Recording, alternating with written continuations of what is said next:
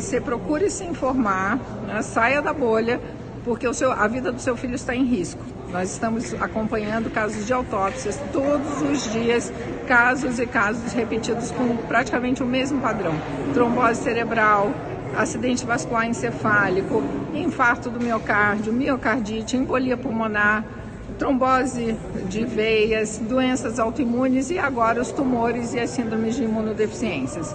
Então, esse tipo de situação, infelizmente, tende a piorar, né? A imprensa se organiza para censurar os médicos e quem quer que fale a verdade, e nós não podemos aceitar isso, porque a situação só se agrava se nós não fizermos nada. Então, está na sua mão também procurar ganhar consciência sobre essa situação e reverter esse quadro, porque nós estamos com a segurança nacional ameaçada, o sistema de saúde simplesmente não está informando, né? O Ministério da Saúde não está informando sobre os riscos de inoculação desses produtos, e nós temos crianças e jovens, adolescentes em risco de vida.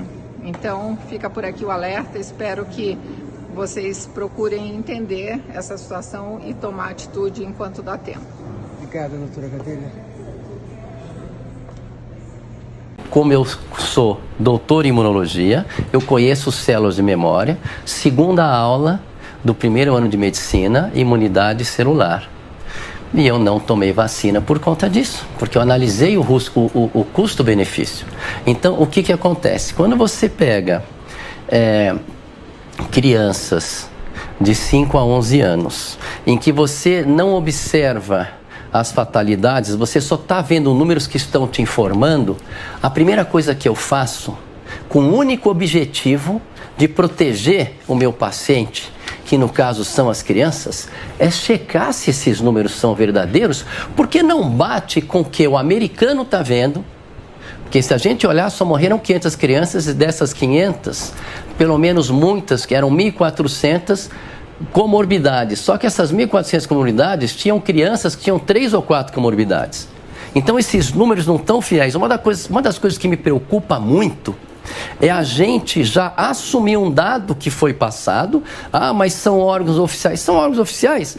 Mas, por exemplo, se falam que o Sol é azul e tem 150 trabalhos falando que o Sol é amarelo, e eu estou todo dia vendo o Sol amarelo, eu vou acreditar no que eu estou vendo, porque está nesses 150 trabalhos. Então, quando você vê também como essa vacina, que estão chamando de vacina, mas é uma terapia genética, ela é confeccionada e ela estimula a produção de uma proteína spike, que é de alta toxicidade. Aliás, essa tese a gente desenvolveu logo no primeiro momento, que eu percebi que quando o vírus era quebrado. Então você fica um pouco preocupado, porque no contrato, eu falei no Ministério da Saúde, com o coração, mas com raciocínio e conclusão. Então, por exemplo, você fica preocupado porque os estudos estão em andamento, sim. O contrato da Pfizer está lá, vacina emergencial. Mas eu não tenho poder, eu só mandei as pessoas botarem a mão na consciência. Eu quero que os pais analisem isso. Você olha para o lado, pergunta em 5 lugares diferentes quantas crianças vocês conhecem que faleceram.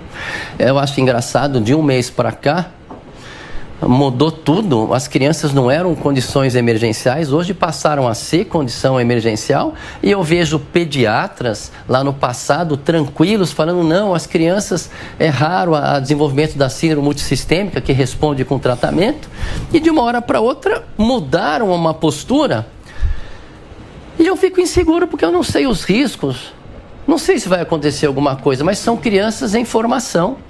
Então, por isso que eu não acho, no presente momento, na situação em que as UTIs não estão cheias, na situação onde não estamos vendo fatalidades de criança, tivemos um monte de casos, só a minha equipe já atendeu do dia 20 de dezembro até hoje 540 casos. Então, você começa a ver que não está havendo uma situação emergencial para a vacina. Então, é por isso que nas vacinas para as crianças, no meu entender, não vale o risco-benefício, é o futuro do Brasil. Agora, veja bem, Chloé, se está UTI de criança lotada, gente morrendo. Vamos embora para a vacina, seja o que Deus quiser.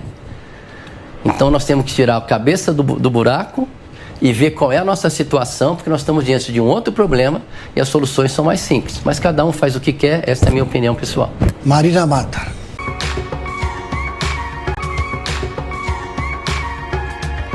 A Constituição Federal, no seu artigo 5º, ela traz uma série de direitos e garantias fundamentais e trata muito da liberdade, seja a liberdade de ir e vir, seja a liberdade de manifestação de pensamento, de trabalho, de fé, de religião e de outras liberdades. Então, a princípio, o brasileiro, né, o indivíduo, ele é livre para tomar as suas decisões. É claro que nenhuma liberdade, nenhum direito é completamente absoluto. E o direito à liberdade, em alguns momentos, ele pode ser mitigado, ele pode ser cerceado quando outros direitos estão na mesma balança. Agora, a princípio, os pais, no caso da vacinação de criança, eles são livres para escolher qual tratamento será aplicado à criança ou não. Aí isso é absoluto? Em alguns casos não. Eu vou trazer um exemplo. Tem algumas religiões que elas proíbem a transfusão de sangue. Então já aconteceu na nossa história jurídica de algumas crianças que precisavam de uma transfusão de sangue, senão ela iria falecer, ela iria vir a óbito, e os pais estavam se posicionando contra essa transfusão. O que aconteceu? Os médicos, o hospital, foram à justiça, e neste caso a justiça determinou que fosse feita a transfusão, porque neste caso era mais importante salvar a vida da criança do que a convicção religiosa. Agora, neste caso da vacina, como eu vou reiterar, não está comprovado, não tem elementos de que ela vai impedir que a criança se contamine. Não, ao contrário, ela pode se contaminar, ainda que vacinada, ela pode passar para outras crianças e outros adultos. Então, este é o primeiro ponto. A vacina não traz uma garantia de que o vírus não vai ser disseminado. Diante disso, cabe sim aos pais, os pais têm essa liberdade constitucional assegurada de fazer esta escolha. Então, quais são as reações adversas de uma vacina?